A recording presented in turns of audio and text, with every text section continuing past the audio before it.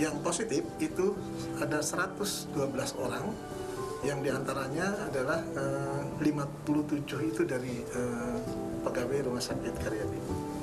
Pasien sembuh 11 orang, dan yang sembuh dari pegawai ini 9 orang sudah dinyatakan sembuh.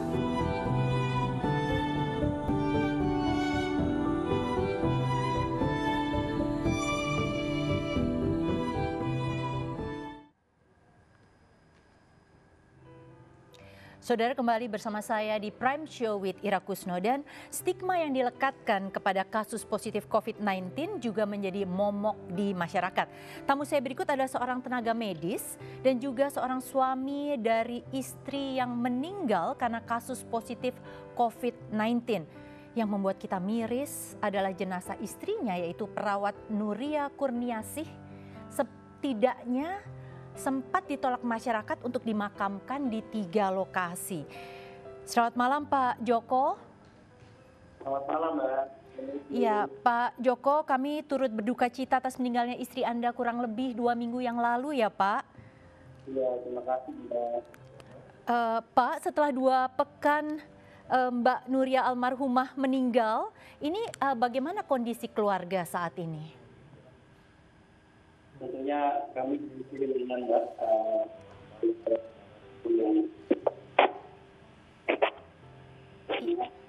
Pak Joko, suaranya kurang jelas Pak, bisa diulang Pak?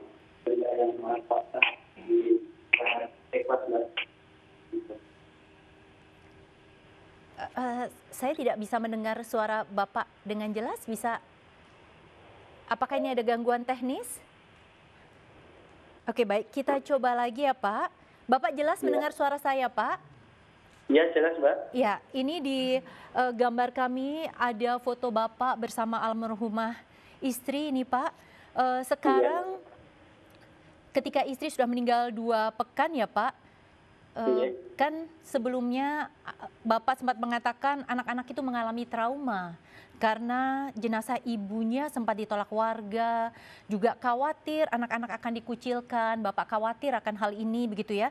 Sekarang bagaimana sikap masyarakat terhadap keluarga Pak Joko? Ya, pelan-pelan kita tahu Mbak, karena kondisi sekarang juga banyak pihak yang menginformasikan mana COVID itu. Jadi terutama pada tepat ya, jadi setelah 2-3 hari nanti juga mendoakan almarhum di tempat saya walaupun tetap jaga jarak. Oke, Pak, ini kan sudah mau jelang Ramadan ya Pak. Ini bagaimana Bapak memberikan pengertian kepada anak-anak bahwa kondisinya sangat berbeda. Bapak punya 3 anak, 1 sudah SMA, yang 2 masih SD. Yang kecil ini gimana Pak? Ya ini Mbak, kita biasanya di bulan Ramadan ini yang keluarga yang kompak. Ya, kita bersama menyelesaikan buka bersama, biasanya seperti itu. Nah ini tentu berbeda Mbak. Pertama ini sekecil, ya kehilangan ya, misalnya kepada saya. Ini bulan Ramadan ini nggak ada Ramadan. Memang rasanya seperti kalau anak misalnya seperti itu. Tapi saya coba ngasih ini sudah biasakan sudah dekat dengan Allah, memang dari kerja ini pelan-pelan ini alhamdulillah. Pak Joko ini kan juga perawat ya, dan sampai sekarang Bapak masih bekerja? Hari ini Mbak, hari ini pagi-pagi saya sudah mulai bekerja. Bagaimana Pak? Pagi ini tadi saya sudah mulai bekerja karena memang sudah ada. Iya. Setelah kemarin ada trauma dari anak-anak seperti itu Pak, bagaimana ketika melihat Bapak bekerja lagi? Apakah kemudian dilarang untuk pergi begitu? Ya, awalnya mereka bilang pengen kerja dulu Pak, itu banyak penyakit seperti itu, nanti kayak mama seperti itu. Tapi saya berpikir bahwa saya mempunyai tanggung jawab untuk kerja kehidupan kalian semua. Jadi saya nanti akan pakai aplikasi yang lengkap supaya tidak tertular penyakit, dan jangan lupa doa supaya tetap sehat, tetap semangat, dan tidak terkena penyakit yang diceritakan namanya seperti itu. Pak, ini kan waktu kemudian istri meninggal, Bapak juga sempat diisolasi. Artinya waktu kemudian Bapak diisolasi, anak-anak dengan siapa Pak? Termasuk ketika Bapak sudah mulai kerja, siapa yang menjaga anak-anak? Kebetulan ada eyangnya, jadi ketika istri saya PTP, dan nanti saya mengisolasi diri. Saya ikut sendiri di rumah, jadi anak-anak ikut sama eyangnya. Letaknya di 2 kilometer dari rumah itu. Ini kan tadi di awal Pak Joko sempat bilang sikap masyarakat mulai berubah begitu ya terhadap keluarga, sudah menjadi lebih positif gitu.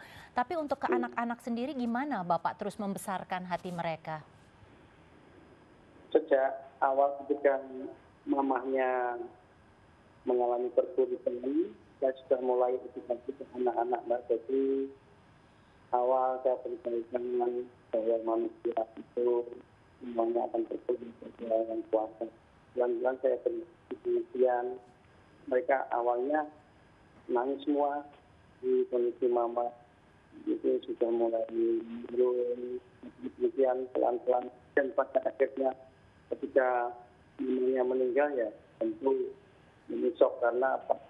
Sejak mamanya masuk rumah sakit sampai mamanya dikebumikan mereka sama sekali tidak melihat yang sedang mereka bertanya-tanya kok tidak bisa lihat mama kenapa seperti itu.